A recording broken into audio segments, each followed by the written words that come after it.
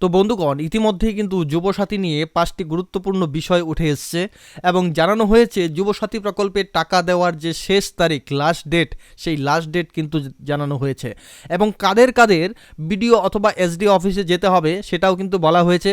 এবং আপনারা অনেকেই আছেন যারা এখনও এসএমএস পেয়েছেন কিন্তু এখনও আপনাদের টাকা আসেনি, তো আপনাদেরও কি করতে হবে সেই সংক্রান্ত একটি বিষয়ও কিন্তু এখানে উল্লেখ করা হয়েছে। তো আপনারা অনস্ক্রিন দেখতে পাচ্ছেন, বলা হয়েছে যুবসাথীর টাকা নিয়ে বড় ঘোষণা, 1 এপ্রিলের মধ্যেই সবার টাকা, এই নিয়ে আতঙ্কের কিছু নেই। প্রথম অপশান দেখুন, বলা হয়েছে যে যুবসাথী ভাতার টাকা 1/4/2026 তারিখের মধ্যে সকল উপভোক্তার ব্যাংক অ্যাকাউন্টে জমা হবে বলে জানানো হয়েছে।